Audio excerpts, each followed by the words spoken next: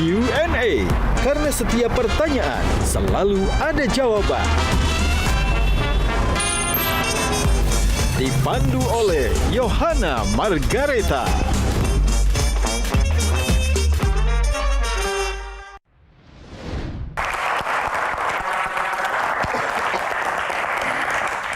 Pemirsa, selamat malam. Pemirsa Q&A, ada sebuah pepatah lama yang mengatakan bahwa birokrasi adalah tempat di mana ide-ide besar seringkali datang untuk mati. Benarkah demikian? Namun, bagaimana jika mendatangkan seorang bulldozer ke dalamnya? Malam ini kita kedatangan tamu yang bukan berasal dari barisan birokrat tulen. Ia dikenal dengan gaya bicaranya yang lugas, logikanya yang tajam seperti banker, namun memiliki hati yang sangat besar untuk para kreator lokal. Dan di pundaknya juga target pertumbuhan 8% KDNK bukan sekedar angka, melainkan janji untuk masa depan anak muda Indonesia di tahun Kuda Api 2026. Mari langsung saja kita sambut dengan hangat Wakil Menteri Ekonomi Kreatif sekaligus Ketua Panitia Nasional Festival Harmoni Imlek Nusantara 2026, Ibu Airin Umar. Berikan tepuk tangan ya Ibu Maria. Tepuk tangan sekali lagi. Apa kabar Ibu? Halo, apa kabar? Silakan berjabat tangan dengan para panelis kita dulu. Halo. Halo. Akhirnya, silakan duduk Ibu. Baik, siap. Tepuk tangan sekali lagi teman-teman. Nah, sebelum kita akan berbincang dan ngobrol langsung dengan Sri Kandi kita pada malam hari ini, kita saksikan dulu tayangan yang satu ini. Dari banker internasional jadi bulldozer di birokrasi. Kenalan yuk sama Airin Umar, wamen ekonomi kreatif kita. Jangan kaget, jiwa bisnisnya udah ada dari kelas 5 SD. Dia jualan action figure buat beli konsol game. Real definition of hustler. Lulusan cum laude Presiden University, berkarir jadi bos venture capital di Bank Internasional. Dia paham banget gimana cara menjual potensi ke investor dunia. Visinya tajam, Ekraf harus jadi mesin baru ekonomi Indonesia. Karena inilah Airin Umar ditunjuk Presiden Prabowo sebagai wamen Ekraf. Dijuluki bulldozer karena misinya cuma satu, dobrak birokrasi yang kaku demi kasih jalan buat kreator lokal. Targetnya kontribusi 8% KDNK dan produktivitas 5 kali lipat pakai AI. Airin Umar membuktikan saatnya imajinasi jadi investasi. Menurut kamu, mampukah beliau bawa Ekraf kita mendunia?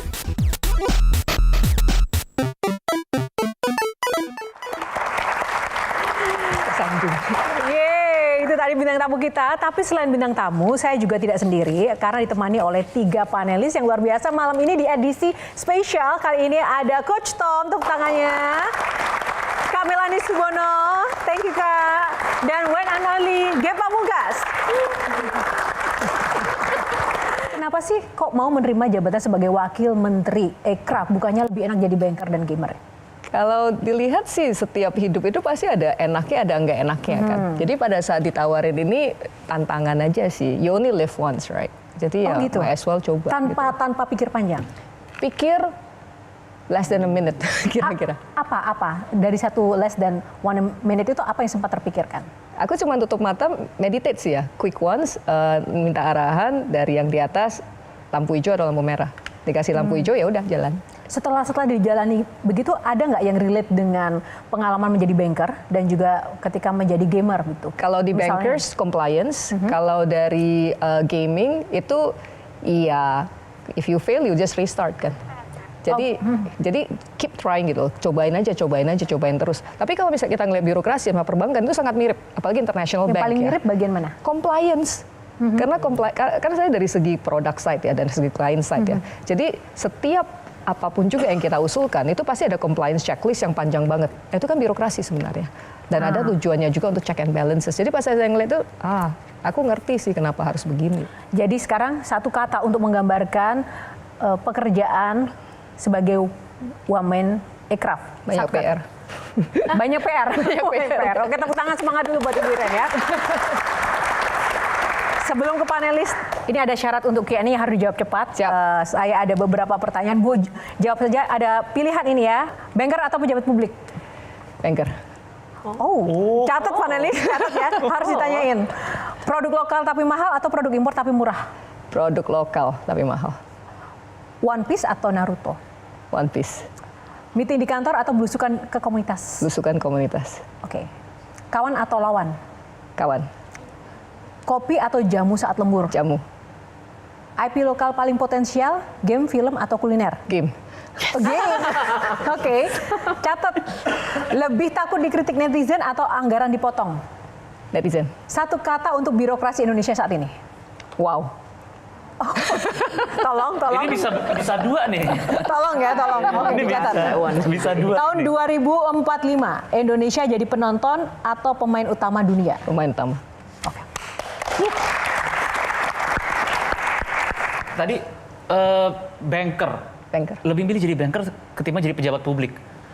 Takutnya nih kalau misalnya orang-orang dengar, aku manggilnya Kak aja, boleh nggak sih? Yes please. Ada Terima kayak akrab kasih. banget di sini. Kita Yes akrabnya di please. sini. Udah ada vibing-nya kan? Iya, ada Oke. vibing. Apalagi pas games kan? Iya benar. Tapi pas pilih One Piece sama Naruto, kita di situ berseberangan. Tapi nggak apa-apa, it's okay. Tapi kenapa?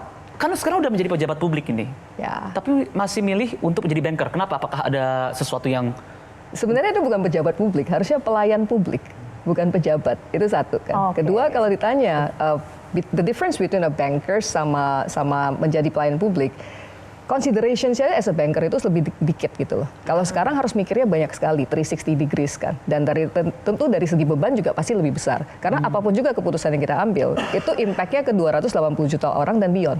Sedangkan as a banker, kita mikirnya adalah inovasi dan teknologi, inovasi, teknologi, inovasi, teknologi, inovasi, teknologi. Menyesal nggak dengan keputusan yang ada, dengan tanggung jawab yang ternyata lebih besar?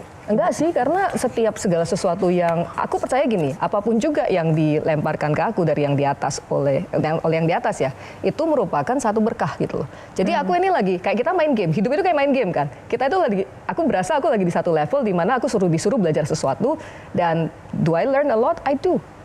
Dan sepertinya masih banyak lagi lesson yang bisa dipelajarin. Tapi aku nggak tahu apa, ya udah jalanin aja. Oke. Kamel?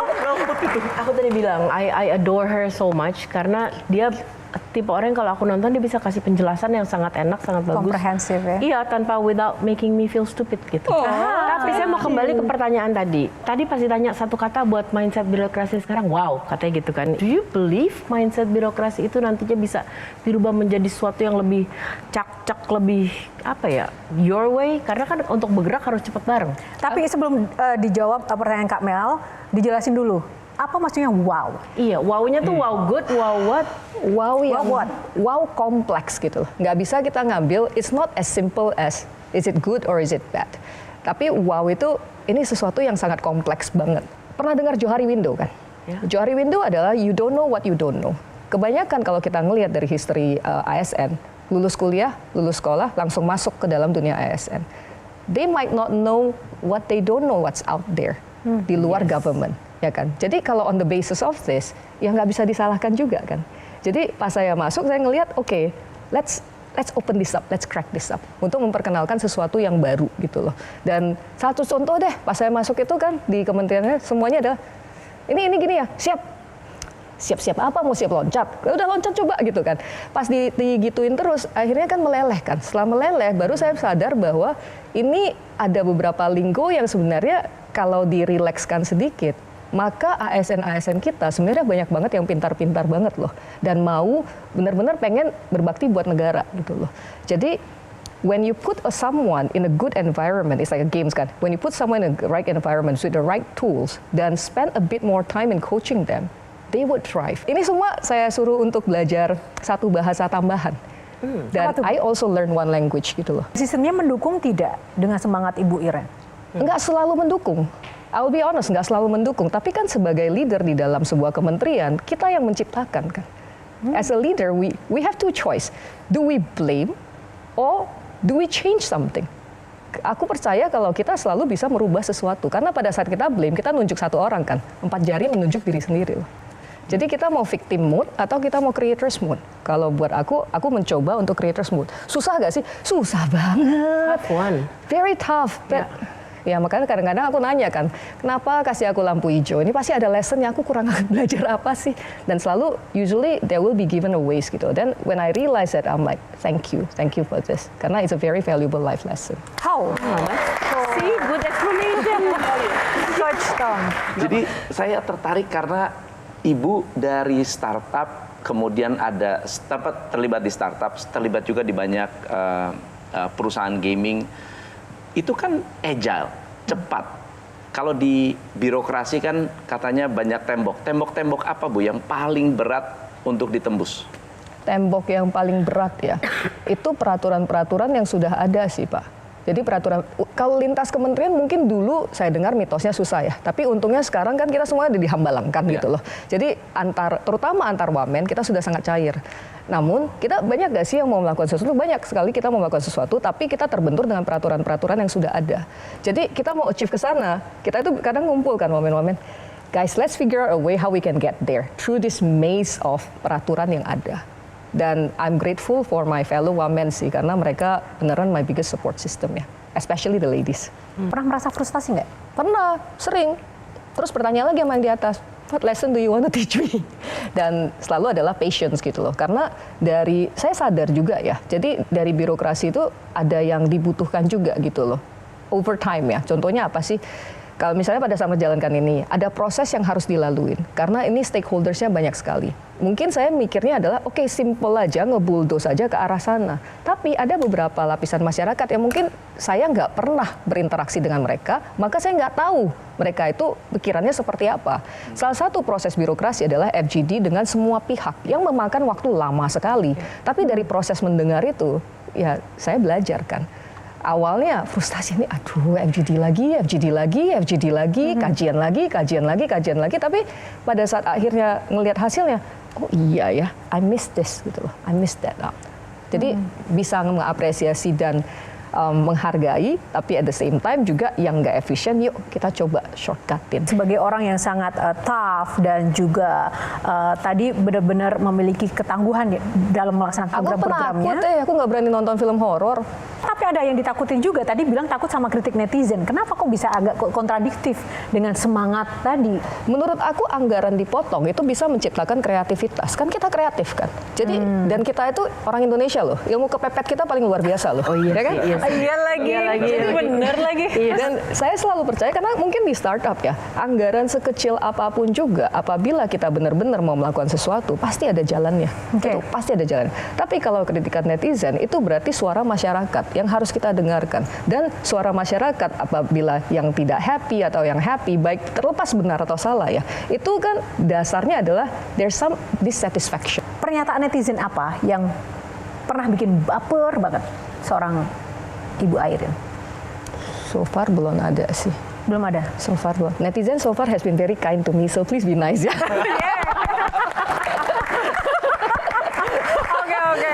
Baik, penasaran kan apa saja senjata baru buat para kreator agar nggak cuma jago kandang. Sesaat lagi kita juga akan bedah lagi program Sakti Women Aircraft kita yang bakal bikin ekosistem kita makin mandiri. So, pemirsa dan netizen di rumah, tetap saksikan Q&A, kita jeda dulu. Sesaat lagi Q&A akan kembali karena setiap pertanyaan selalu ada jawaban. Ini udah rahasia umum. Oke, tadi saya nyuruh apa, Cuan? Gimana ya? Cuman ya setiap hari aku nanyain siap-siap ngapain, mau siap apa.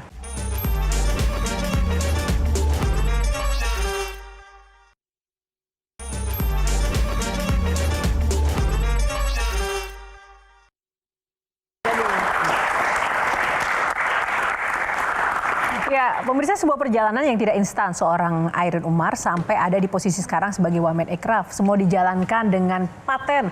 Tapi saya jadi penasaran ini, sebenarnya siapa sih sosok yang menginspirasi Ibu Airin hingga menjadi pribadi dan berada di titik sampai sekarang ini? Orang tua kali ya. Orang tua. Spesifiknya apa ya yang paling benar-benar dipegang nilainya? Kalau mama selalu mengatakan apapun yang kamu lakukan, apapun juga yang orang bilang, kamu cuma bertanggung jawab kepada isi hati kamu doang. Itu kalau dari mama kan. Kalau dari papa, nggak ada satupun juga kesulitan yang diberikan ke kamu yang tidak bisa kamu solve sebagai manusia. Karena ya yang di atas sayang sama kamu.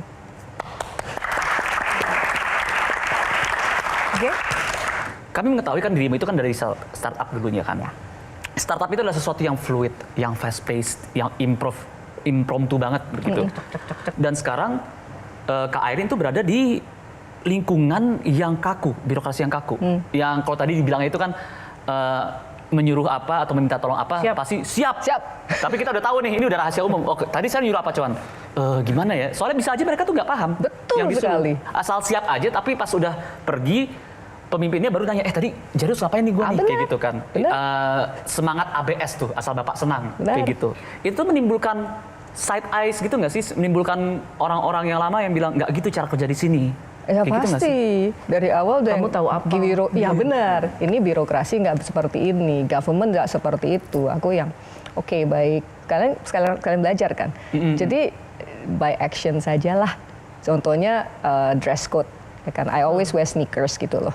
Dan sampai sekarang ya tetap pakai sneakers. Saya rasa dari kita membawa diri dari ngomong ya. Jadi dari awal aku udah bilang, I don't have the cut gitu loh. I don't look like one. I don't speak like one. I don't think like one. Are you sure you want me to be in the cabinet? Kan? Jadi sebenarnya dari awal kan sudah di preempt seperti itu. Jadi pas masuk memang teman-teman masih bingung gitu loh. Timnya aku juga pasti bingung. Cuman ya setiap hari aku nanyain siap-siap ngapain, mau siap apa. Coba kalau misalnya saya suruh loncat dari sini, siap juga? Enggak kan? Udah, ayo ngomong. You have your own voice. Itu yang selalu saya katakan kepada tim saya, you have your own voice. Sekarang Ibu Airin yang bikin aku kadang tuh jump scare, ada banyak sekali sebenarnya kreator-kreator kita itu kan keren ya. Tapi kadang sering dibilang jago kandang nih, jago kandang. Tapi di satu sisi saya juga tahu untuk menjual produk mereka di luaran sana itu juga susah sekali. Nah ini seperti apa sih tantangan di balik layar yang sebenarnya? Itu ada benar ada salahnya sih mengenai jago kandang sih. Kan karena kenapa? Kandangnya kita itu sudah sangat besar sekali. Jadi untuk bermain di sini saja sudah ya setiap hari jadwalnya udah full. Sebagai contoh apa sih, aku nggak bisa ngomong nama, tapi ada band lah yang saya rasa sudah bisa go international, fansnya udah banyak, kenapa sih nggak mau go international ya? Jawabannya, di Indonesia aja aku weekend aja susah untuk waktu dengan keluarga. Jadi kan itu bukan jago kandang, tapi pernyataan bahwa market kita itu sudah cukup besar. Nah, kalau untuk ke luar negeri, ada nggak sih yang sudah kita lakukan? Di Aircraft itu fokus saya distribusi sama marketing. Make sure kalau semua orang mendapatkan panggungnya untuk dilihat gitu loh. Kalau sudah dilihat, maka ada kemungkinan opportunity untuk dibeli akan meningkat, ya kan? Jadi tugas saya satunya adalah mendorong hal tersebut.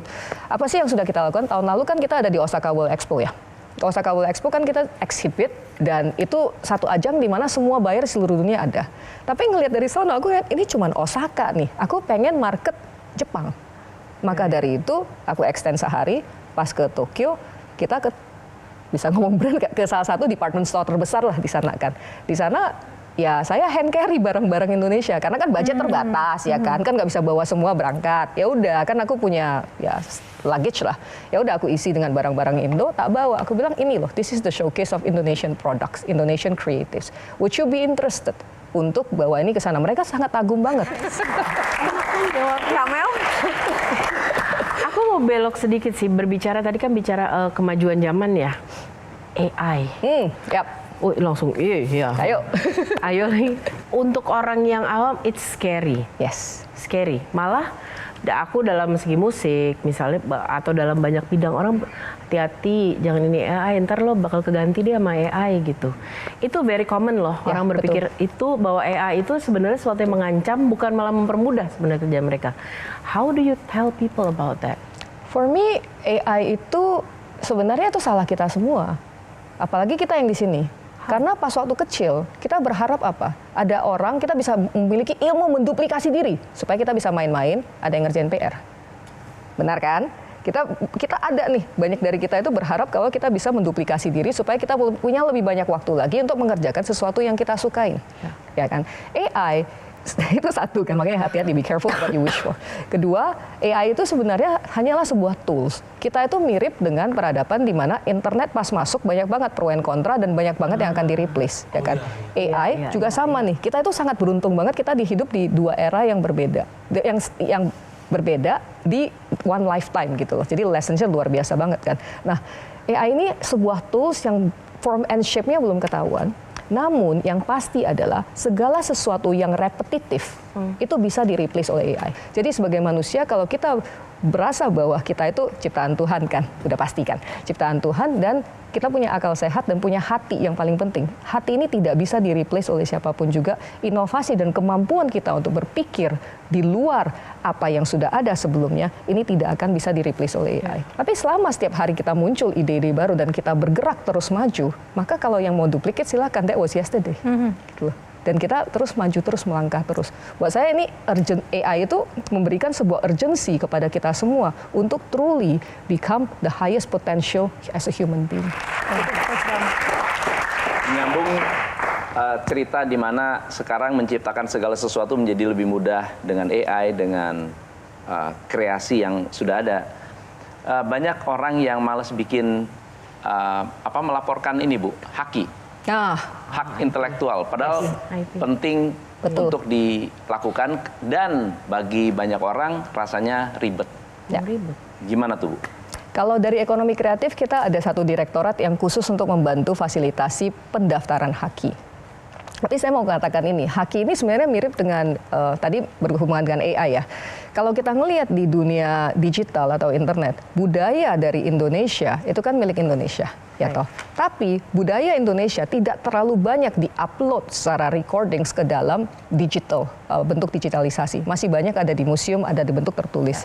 Yang terjadi apa? Pada saat kita mengetik di sana, yang keluar adalah bukan yang budaya Indonesia. Ya kan? Ini kan sebenarnya mirip dengan hak cipta juga gitu loh. Jadi di era AI sebenarnya sekarang ini memepetkan kita untuk make sure kita mendata history kita yang kita ada. As we speak right now we are creating history kan. Ada yang nyatet nggak? Itu satu kan. Kedua yang sebelumnya orang-orangnya masih ada nih. Kita harus mencatat segera mungkin supaya ke depannya di dalam pada saat our future generations bertanya di dalam AI, peradaban Indonesia and our rich cultures are there as a difference. Kalau enggak, satu dunia bakal jadi shopping mall, bakal jadi sesuatu yang sama persis gitu loh. Dari apa yang Ibu sampaikan tadi kan sebenarnya menambah optimisme dan juga semangat kita ya. Aircraft ini bisa memiliki peranan yang sangat luar biasa. Apalagi dengan target 8% ini diharapkan Aircraft bisa menyumbang kontribusi terhadap ekonomi kita. Jujur saja Bu, apakah ini sangat realistis untuk kemudian dicapai? Apabila kita semua kolektif menganggap bahwa ekonomi kreatif bukanlah sebuah hobi, maka itu sangat possible. Dan ini sudah dibuktikan di negara lain. Saya nggak mau nyebut yang terlalu jauh deh. Di Thailand aja, ekonomi kreatif menurut World Economic Forum adalah top 5 contributor terhadap ekonominya. Indonesia menurut aku dengan 280 juta orang dan semuanya kreatif semua, ini kita hanya perlu mendorong dari segi monetizations and distributions ya. Apabila ini terjadi, maka kita bisa mencapai ke 8% itu. Ada satu tab yang namanya Creator Tab, di mana anak-anak juga atau yang muda, ini udah ngangguk-ngangguk kan, bisa create digital assets. Digital assets itu apa sih? Pas kita main game, ini gamer nih, belanja skin kan? Apa? Belanja skin kan? Sebelum nikah ya? Sebelum nikah ya. Ini kalau nggak bisa pulang dia. Bagaimana Jadi ya? yang belanja skins, kemudian yang belanja armors, itu kan ada kreatornya. Kreatornya nggak melulu adalah game developernya loh. Itu bisa dari komunitas. 5 tahun yang lalu, salah satu platform tersebut menyebutkan bahwa mereka akan mendistribusikan 40% dari revenues-nya mereka kepada kreatorsnya mereka. Revenues mereka pada saat itu 300 juta US dollars. Dan dengan perkembangan teknologi sekarang, we have to really rethink about existing business models. Karena yang baru sudah ada. Dan the natives are all here. Jadi 8% bisa. Pertanyaan buat Kak Airin deh. Singkat saja. Apakah di 2040, 2045 gitu bisa mencapai itu? Jadi kita bukan cuma negara yang punya pemain, tapi kita juga bisa memproduksi game. Karena banyak banget orang-orang Indonesia pun yang kerja buat di 2 perusahaan tersebut. Jadi animator ada, programmer ada, kasih cerita juga ada, kayak gitu. Terakhir ke Soekarno-Hatta Terminal 3 kapan? Terakhir kali itu, 10 days ago. Iya, beberapa ini yang lalu. Nah, coba next time ke sana, belok kanan ke yang paling ujung. Di sana ada Game Corner. Iya. Ya kan? Game Corner itu memperlihatkan apa? Semua game karya anak bangsa yang sudah memenangkan awards di luar. Di Amerika, di Jepang, di Korea, di Malaysia, di Singapura. Jadi sudah ada. Tapi kenapa Indonesia tidak banyak yang tahu? Karena pangsa pasarnya atau yang membeli kebanyakan dari luar. Nah, kalau kita ngomongin mengenai konsol-konsol tersebut, Indonesia dan satu lagi yang kalau dari PC tuh kita belinya kan. Iya. Nah, kalau itu kebanyakan dari segi bukan mayoritas ya, tapi a huge chunk of it, of the games produced adalah Indonesia. Menghasilkan nggak? Menghasilkan. Nah, iya. tapi kita selalu melihat e-sports dan game development dijadiin satu. Padahal ini adalah dua industri yang totally different. Game development adalah meng-create sebuah games, ya kan? Kalau e-sports adalah kayak the soccer match lah ya, it's like a match gitu loh. Maka ini adalah industri sportstainment yang mana ekosistemnya ada media, ada caster, ada komentator dan kawan-kawan. Ini beda sekali. Mungkin banyak yang merasa kalau kenapa sih ini nggak pakai game Indonesia aja gitu kan. Kekuatan kita itu saat ini bukan di mobile games. Kekuatan kita saat ini di konsol sama di PC games. Dua ini. Karena kalau kita ngomong mobile games itu modalnya gedenya di marketing. Bukan di yang Gadgetnya. bikin, bukan di gadget atau bukan dibikin. Nah, kita itu sangat kreatif banget, bukan hanya games digital, bahkan board games juga. Kita punya banyak sekali dan sudah dapat international recognitions. Dan kita sebagai aircraft ya kita mencoba untuk mendorong ke ruang-ruang publik, contohnya seperti bandara. Oke, strategi sudah tertata pemirsa, ekonomi diharapkan merata dan semangatnya tadi sudah disampaikan oleh Ibu Airin. Tapi bagaimana kalau ternyata sang bulldozer juga lebih turun tangan lagi, tidak hanya tadi di masalah teknologi dan juga aircraft, tapi terkait dengan tradisi bangsa. Sesaat lagi kita akan intip peran besar Airin Umar di balik kemerihan Imlek 2026 yang luar biasa. Sesaat lagi di Q&A. Sebagai anak gengsi, kamu nanya. Sejauh-jauhnya kita melangkah dan setinggi-tingginya kita melompat karena teknologi dan inovasi, kita harus mengingat kalau kita nilai kemanusiaan yang ada dan budaya kita yang mengakar.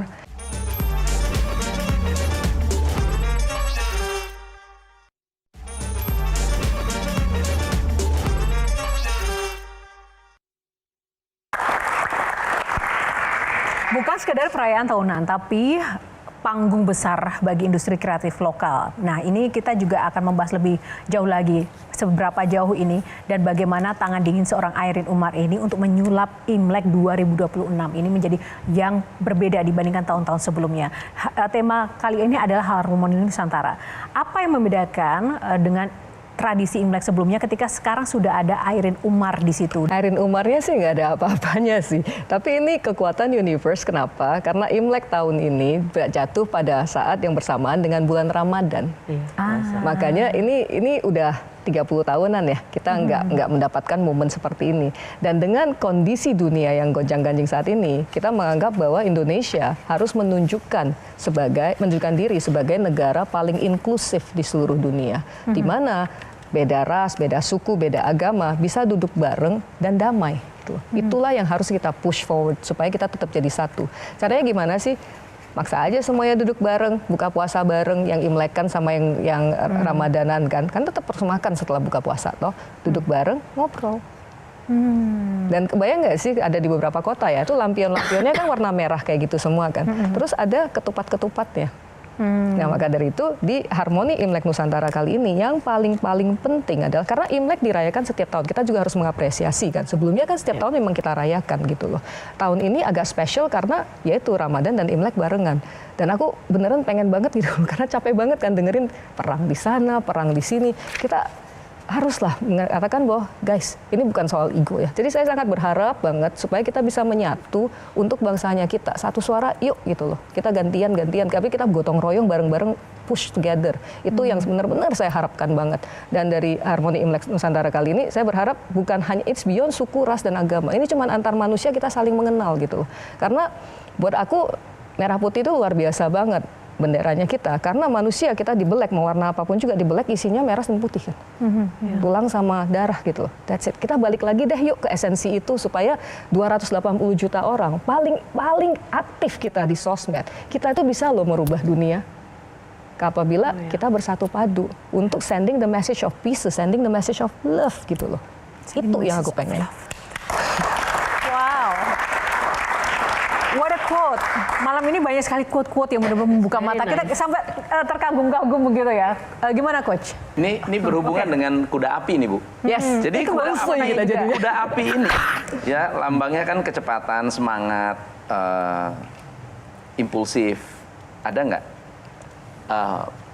hubungan Imlek ya kuda api dengan kebijakan dari ekonomi kreatif Indonesia? kebijakannya mungkin berdasarkan logo kali ya. Jadi logo Harmoni Imlek Nusantara itu kalau diperhatikan di mulutnya itu ada kayak buletan gitu kan. Jadi kalau kita riding a horse kan biasanya ada buletan itu. Nah itu ada maknanya tuh buat kita. Ada buletan di sana dan buletan di kaki. Kenapa? Pada saat kita mengucapkan sesuatu, ucapkanlah, kita mikir dulu sebelum mengucapkan. Karena mulutmu adalah harimaumu. Apa yang kita ucapkan bisa ada dampak kepada orang lain loh. Jadi dengan energi kuda api yang luar biasa, kita harus lebih wise dalam bertutur kata. Dan harus berpikir dengan 360 ya. Buat saya ini sangat mudah karena selama kita connect dengan hati, kita itu cuma jadi ya channel dari atas doang kan untuk berucap-ucapkan. Jadi itu satu. Kedua, setiap kali kita melangkah juga harus penuh dengan kehati-hatian dan nggak bisa asal trampelt lah. Karena asal trampelt kita sebagai manusia nggak ada yang mau menyakiti orang lain kan. Jadi kita harus mengingat hal tersebut. Di logo tersebut juga di kaki yang diangkat itu ada bunga batik. Mengingatkan kita sejauh-jauhnya kita melangkah dan setinggi-tingginya kita melompat karena teknologi dan inovasi. Kita harus mengingat kalau kita nilai kemanusiaan yang ada dan budaya kita yang mengakar. Itu kalau anak-anak muda namanya grounding. Nah itulah yang kita ingatkan ke sana. Kamel? Harmoni Imlek Nusantara dengan you as a bulldozer inovasi. Are we gonna see anything in this festival kali ini yang inovatif, mungkin with technology or AI? Dan atau apakah juga ada target? Kalau saya satu hal adalah menggabungkan semua perspektif dari teman-teman yang merayakan Imlek. Kalau sebelumnya kan semuanya merayakan sendiri-sendiri. Kali ini semuanya juga merayakan sendiri-sendiri di tempatnya, wadahnya masing-masing. Tapi kita kumpulin semua jadi satu panitia. Yuk kita juga rayain bareng-bareng tuh. Itu satu dan target itu sudah tercapai kemarin. Baru saja tercapai di mana panitia semuanya satu suara, kita gerak bareng ke depan dan buat aku wow, this is indah banget gitu loh. Kedua, pada saat kita maju, saya pengen menunjukkan bahwa Indonesia itu merupakan satu destinasi. Untuk pertama kali kita mempromosikan Indonesia S1 gitu loh. Dimana kalau misalnya teman-teman nih mau cap gomehan kan, itu bukan hanya di Jakarta, bisa ke Solo, bisa ke Palembang, bisa ke Bali, bisa kemana-mana. Dan setiap kota-kota itu sudah ada jadwalnya masing-masing. Termasuk jadwal donor darah juga. Kan kita juga harus ingat memberi itu. Jadi I feel it's nggak usah mikirin yang terlalu high-tech gitu. Let's go back to the basics and form the foundations. Karena kalau misalnya terlalu ke atas ini kita terbang ke atas tapi nggak grounding kan. Sedangkan grounding foundationnya sendiri ini kan tahun pertama kita mengatakan Imlek Festival. So I really want to build that on a very solid ground. Untuk mengingat kembali, yuk kita bersatu. Sebagai Gen Z, solid ground nggak? Gen Z. mana ini? Gen Z. Kan G. Aku sih Gen Z dong. nggak, aku tuh cuman pengen. Soalnya gini ya, beberapa orang anak-anak Gen Z itu kan adalah anak-anak yang penuh dengan pertanyaan. Ya. Sama Dan dong, aku juga Gen Z kan kita mirip kan. Makanya aku mewakili nih sebagai anak Gen Z. Kamu nanya. Aku takutnya gini, mereka itu akan mempertanyakan dengan segala nilai-nilai kebudayaan yang ingin ditumpahkan oleh Kementerian Kreatif. Nanti tuh apakah mereka kira-kira bakal get the point nggak ya kalau misalkan adat itu kenapa perlu diingat begitu? Aku takutnya itu apakah will they receive the message kayak gitu? Karena masih banyak juga yang menganggap itu kuno ya. Iya, masih banyak menganggap itu kuno. Aku mau nanya deh, Lebaran kan? Kalau Lebaran juga kita setiap kali Lebaran juga pasti mikirnya, aduh ini pulang ke rumah kangen pulang ke rumah, tapi bakal ditanyain macam-macam gitu kan. Kita Imlek kan juga sama guys, jadi yuk kita curhat bareng kan. Tapi buat aku gini, kita tetap aja balikkan. Dan budaya itu kita bisa loh suguhkan dengan cara yang berbeda. Makanya di Harmoni Imlek Nasional kali ini bukan satu kementerian, ini nasional. Kita lintas kementerian, ada Kementerian Budaya juga di dalam yang membantu untuk mengcurate ini. Faktanya apa sih? Ada Wamen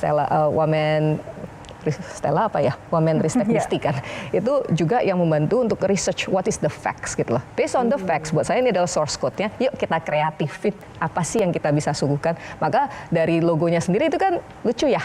Lucu tapi garang gitu loh. Kenapa itu? Selain dari makna-makna simbolisnya itu, kita ngelihat penerapan itu ke dalam produk itu lebih mudah. Dan juga bisa diterima oleh yang muda-muda dan segala kalangan. Termasuk penerapan kolaborasi antara seniman dan juga UMKM-nya itu bagaimana itu? Jadi kayak IP, satu IP itu ditaruh di, misalnya taruh tempel di sini lah, langsung value added kan, bertambah kan. Dan sebagai contoh, salah satu brand internasional contohnya pada saat Chinese New Year juga mengeluarkan limited editions gitu loh. Kenapa enggak kita mengeluarkan limited editions janggan dengan Chip Hao contohnya. Dan ini di Harmoni Imlek Nasional kita juga akan ada satu menu yang it's very close to my heart. Setiap tahun kan aku sebagai yang ngerayain Imlek pasti menyiapkan lontong cap gomeh. Tapi kalau Lebaran saya selalu ke rumah tetangga untuk minta ketupat. Jadi kali ini karena bareng kita jadiin aja ketupat cap gomeh.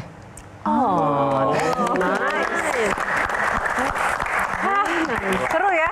Oke, kita masih akan lanjutkan karena intinya Imlek tahun ini bukan cuma soal merah dan emas atau kuda api aja, tapi juga soal kolaborasi yang juga lebih naik kelas. Jangan kemana-mana, tetap di Q&A kita akan bahas sesaat lagi bersama Ibu Airin Umar.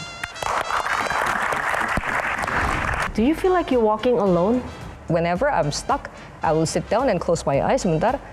Okay, let's reset. What's going on? Let's take one step back. Dan itu menurut aku sangat membantu.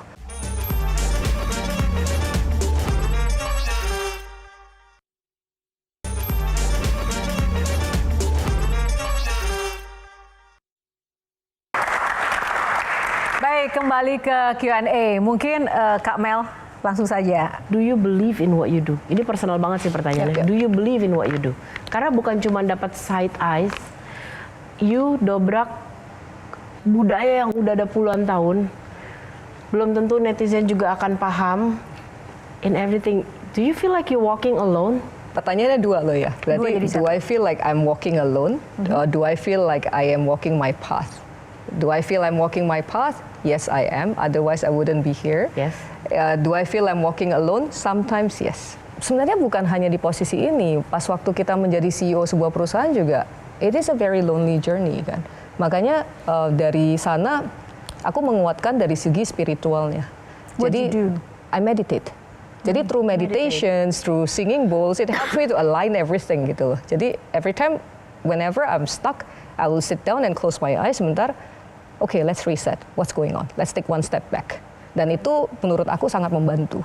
Tapi ditanya sebagai manusia, do I feel lonely? Of course I do, because sometimes people don't understand what I'm going through. Especially teman-teman yang saya kenal sebelum menjabat. Hal apa sih yang benar-benar titik balik apa yang benar-benar membuat seorang Airin ini menjadi pribadi yang sangat kuat gitu? Itu yang pertama. Yang kedua, pernah sesusah apa sih seorang Airin?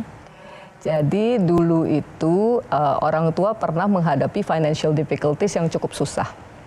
Di mana ada 2 kali. Pertama kali pas saya high school, tanpa sepengetahuan orang tua, karena saya dengar-dengar kayaknya di rumah agak susah nih. Jadi waktu itu saya masih sekolah di KL. I submitted a resignation letter as a high schooler ke sekolah. Dan diterima, akhirnya saya keluar, tapi I came with a plan kan. Cuma plan seorang anak SMA yang nggak mikirin visa, oh ya udah saya nggak perlu kasih tahu orang tua, saya kerja di McDonald's, saya belajar 2 tahun, I should have enough money untuk ujian O-levels. Ya toh, that was my grand plan kan. Wah, happy banget tuh setelah selesai bisa membantu kan. Tapi yang di atas berkata lain. Tiba-tiba baru mau keluar, saya ditarik sama the school owners, dimarahin habis-habisan. Tapi pada akhirnya dikasih scholarship untuk terus. Jadi my parents didn't know that. Itu pertama. Kedua, jadi di sana itu saya ngerasa grateful banget that wow, they are unexpected ways ya. Dan sekolah itu nggak pernah memberikan scholarship sama sekali. Itu pertama kali kan. Dan ownernya itu ya kita semua tahu beliau pelit banget gitu loh. Tapi somehow he opened that door for me, right? And I'm forever grateful for that. Kedua, pada saat saya balik ke Indonesia, aku mau masuk ke bangku kuliah pada saat itu. Parents waktu itu lagi habis-habisnya pas saya lagi di sini kan. At that time I was doing odd jobs, belum dapat ijazah kan. I was a English teacher, math teacher, event organizing juga aku jalanin. Apalagi ya, whatever yang halal yang bisa aku jalanin, I will do it gitu loh. And I'll work very very hard for it. That was the toughest time di mana sometimes I didn't even know how to have the money for the next meal. Right, but after going through all of those and getting a scholarship in the university that I went to, I did a flashback kan. Pada 2 tahun itu waktu yang paling susah. Tapi those are the 2 years where I'm closest to my family, dan those are the 2 years where I learned and absorbed the most from both my parents in terms of life lesson. Jadi kalau sesusah itu aja bisa dilewatin, ya bring it on. Bring it on. Kenapa gitu? Menurutku tuh dari tadi kita kan bertanya-tanya kayak gitu ya. Menurutku nggak ada pertanyaan yang salah, yang ada adalah jawaban yang pintar. Menurutku itu gitu. ada 3 kata yang selalu melekat dari setiap jawaban-jawaban dari pertanyaan-pertanyaan kami. Yang pertama itu adalah detailsnya dia. Setiap pertanyaan yang kita sampaikan mengenai tentang lingkungan yang baru, Kak Airin itu menjawab dengan pertanyaan dulu. Jadi dia tuh details matter. Kalau nggak salah tuh Ralph Waldo Emerson pernah bilang, do not follow where the path may lead. Go instead where there is no path and leave a trail. Ya. Jadi ketika kamu sudah mengetahui tentang, oke, dulu aku di startup begini, ternyata berbeda sama di birokrasi ya. Kamu punya pilihan yang mudah untuk ikut dengan jalur-jalur mereka yang sudah puluhan tahun sudah dilakukan. But no, you choose the different path. Kamu milih untuk, you know what, aku bakal mencoba jalur yang lebih fleksibel deh, yang lebih sesuai dengan hatiku deh, yang demi untuk membuat lingkungan sekitar pekerjaanmu nyaman. Jadi menurutku tuh ini adalah setiap pergerakannya Kak Airin tuh ada 2 filsuf yang aku suka. Dan yang ketiga ada satu lagi yang barusan mungkin belum di-up ya. Tapi Kak Airin tuh selalu bilang, ketika dia mengalami sebuah jalan buntu atau kebingungan, selalu kan tadi kan bilang, wah Tuhan bagaimana nih, kayak gitu. Menurutku Tuhan itu selalu memberikan, ya Tuhan bekerja dengan cara misterius, Tuhan tidak pernah melepaskan pandangannya dari umat-umatnya. Jadi menurutku di hadapanku ini adalah seorang pelayan publik yang sedang jalan. Menurutnya, mungkin menurut kakak tuh jalan di path yang kakak itu bikin sendiri, tapi enggak. Kakak tuh lagi jalan di path yang sudah disiapkan Tuhan. Betul. Jadi emang ini adalah jalur Betul. Tuhan nih. Betul. Kayak gitu. Betul. Silahkan Jadi ditanggapi. congratulations ya sudah menemukan jalurnya. Oke, jadi Ji tidak bertanya ya, tapi mengungkapkan ya. Nah, silahkan menanggapi Ji, tapi ada satu juga pertanyaan terkait dengan path tadi. Nah, bagaimana sih kita bisa membedakan ketika kita ini benar-benar berjalan di path kita, atau kita sebenarnya juga harus membuat path yang baru begitu di saat yang sama? Itu bagaimana? Nggak usah ditanyain sih, jalanin aja. Kalau salah juga tinggal U-turn kan. Karena kalau misalnya kita bilang, oh saya mau create path kita sendiri, itu saya kurang setuju karena itu berarti ada kemungkinan itu ego kita sendiri kan. Ya. Ngapain kita mau create path sendiri gitu loh. Itu buat apa? What's the purpose? Kita semua hidup pasti ada jalannya sudah diatur sama yang di atas kan. Pertanyaannya kita mau ngeyel atau mau jalanin? Jadi ya jalanin aja. Bisa nggak sih salah? Bisa. Salah itu tujuannya apa? Biar kepentok, biar kita belajar kan. Apa yang disampaikan kita tadi semuanya agree? More or less agree, but I think that's too high of a compliment. I don't think I am there yet. Masih banyak yang harus dipelajarin buat aku. Emang keren aku, Ya. tapi aku tuh setiap masih juga. Tepuk tangan buat saya. Ada yang mau saya puji? Kamu mau saya puji? Emang saya tuh pintar. Harus manggil Kak Airin ya. Lebih dekat ya. Karena gue enak banget nih. Lu aduh kacau bener. Oke, Kak Airin, saya mau berterima kasih karena selama ini nggak pernah ada seorang menteri, wakil menteri yang bisa sedekat ini dan bisa berinteraksi, berkomunikasi selugas ini. Dan apalagi di konten kreator sekarang sudah ada aksi ya Bu ya. Asosiasi konten kreator seluruh Indonesia. Betul. Seru banget. Semoga bisa lebih menjangkau lagi orang-orang yang nggak cuma kreator-kreator besar atau eksklusif, kreator kecil juga bisa dirangkul ya. Dan mereka bisa merasakan kedekatan dengan Kak Airin. Siap Pak, kita selalu berangkul kok, karena I always like the grassroots. Kalau yang sudah besar itu sudah bisa mandiri, itu harusnya ilmu dibayar ilmu, dan banyak kok dilakukan oleh konten kreator kita ya, yang sudah di atas itu juga banyak yang berbagi ilmu lah kepada teman-teman yang lain. Buat aku itulah roda bisa berputar. Yang kita harus jangkau adalah yang masih baru-baru ini untuk mendampingi dan jalan bareng. Oke, Keren. Kak Mel singkat saja boleh? Ini sounds evil, tapi no, not to you. Aku sering sekali wawancara orang puluhan tahun atau ngobrol kayak gini. Finally, I sit with someone who knows what they're talking about. Buat aku, Thank you. duduk dengan orang yang benar-benar tahu apa yang diomongin dan apa yang dikerjain, and be realistic. Di bulan Imlek ini, value apa yang bisa dibagikan pada pemirsa kita? Silakan, Kak Airin. Kalau buat saya kembali ke roots ya, kembali ke hatinya kita. Karena banyak sekali, terutama teman-teman yang sekarang mungkin susah, you have a choice gitu loh. Kamu mau mencoba path yang baru, karena if you continue to do the same thing over and over again and expect a different results, then you'll never get the result that you want. Jadi jangan takut untuk mencoba hal-hal yang baru. Kedua adalah pada saat baik kamu di bawah ataupun di atas, jangan lupa akan jati diri kamu sendiri. always be that authentic self of yours. Bukan berarti kamu sudah menjadi orang kaya maka kamu harus meningkatkan your lifestyle dan merubah lifestyle kamu untuk ngefit ke itu. Karena duit itu cuma titipan dari yang atas kok. Tapi diri kamu sendiri itulah yang kamu miliki seutuhnya. Jadi be your authentic self, nggak mau tahu orang bilang apa, just be yourself and have that faith. Thank you. Sekali lagi kita mendapatkan sesuatu hal yang luar biasa dari Ibu Wamen kita. Semoga apa yang memang menjadi cita-cita dan usaha di tengah kerja keras dan juga visi yang tadi tidak mudah bisa terwujud untuk membangun ekonomi kreatif kita dan juga memberikan semangat tertentu bagi seluruh penggerak aktivis UMKM khususnya juga spesifik ya Coach ya, dan juga aktivis atau mungkin generasi muda yang terlibat dari dunia industri kreatif. Tepuk tangan untuk Ibu Airin. Terima kasih Bu untuk waktunya. Batik Naga dipakai di hari raya. Makan kue keranjang bersama keluarga. Nah, selamat Imlek 2026 untuk semuanya. Semoga kita makin sukses dan penuh cahaya. Gongsi. Saya Yohana Margareta. Sekenati yang petugas mengucap terima kasih undur diri. Sampai jumpa lagi. Terima kasih. Semangat semuanya.